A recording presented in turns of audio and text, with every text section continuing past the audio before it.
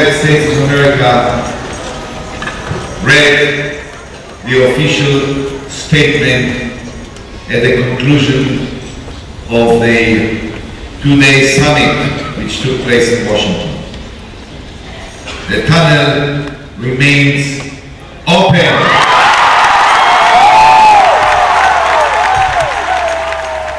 Tremendous jubilation from the Christians because we realize that this issue touches on the Temple Mount and the return of the Messiah and taking up his rightful throne here in Jerusalem.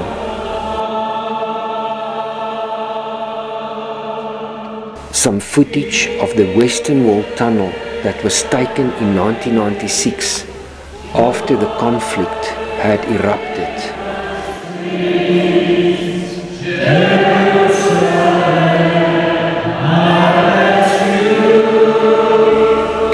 The tunnel goes back to the time of the Maccabees, and it actually fed water to the Second Temple. The Maccabees lived in the 2nd century before Christ, when the Second Temple had been desecrated by the evil world ruler Antiochus Epiphanes. The house of Yehuda Maccabee stood up against him. They cleansed the temple and rededicated this house to God.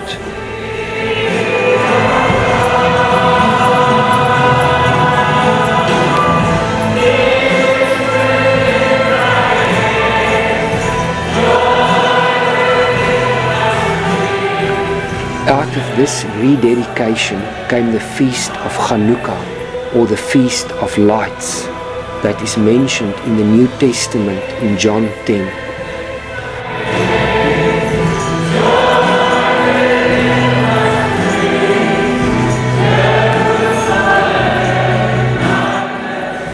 Antiochus Epiphanes also features in the prophecies of Daniel, and he is a forerunner of the Antichrist to come, the one who will desecrate the coming temple through what is called the abomination of desolation. In similar fashion as Yehuda Maccabee, we as Christians need to stand up in prayer and proclamation against the forces of darkness and the evil that want to give away this land to the enemies of Israel and want to redivide Jerusalem. This city has been given to the Jewish people as their capital by God, and what God has decided in covenant with the people, who is man to stand up against those purposes and plans of the living God himself.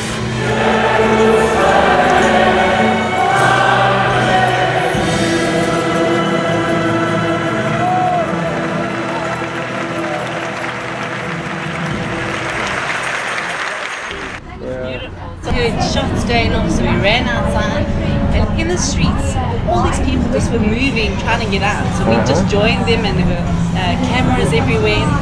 We followed them out, and at Damascus Gate there was stacks of police on horses and in like formation and everything. And then we went up and we stood and we watched, and then they started carrying out injured people on stretchers and that. And then sometimes when the one time when the stretchers came out, the people just went crazy and they started throwing stones, and they broke a bus window, and we sort of ran for cover at that point. And then it got a bit more peaceful, but they constantly were carrying like women out that were injured.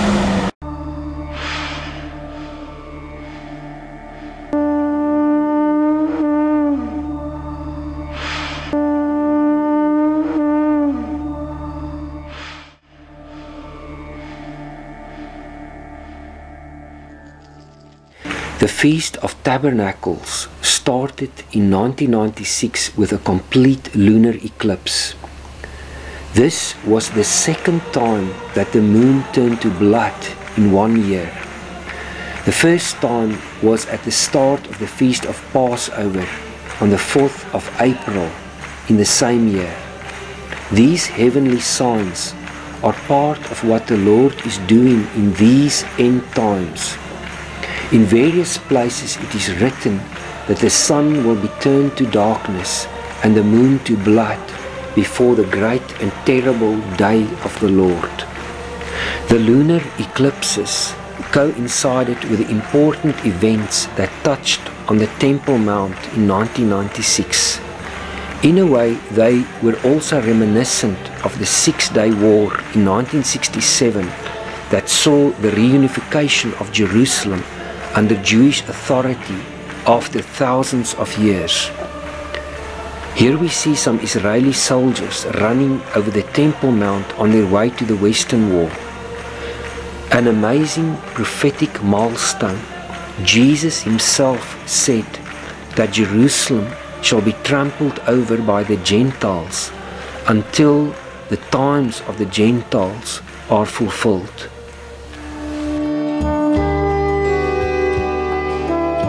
And so we as Christians have the call and mandate of God to stand in the gap for this little nation, to pray for her well-being, to see her established and prosper against the tremendous odds of the powers of darkness coming against her, so that the rest of the ancient people may return to the land of their forefathers, and so that the Geulat Israel, the redemption of the house of Israel, may come, that this nation may be reconciled to her God and come into her spiritual inheritance, to fulfill her calling as a kingdom of priests unto the Lord.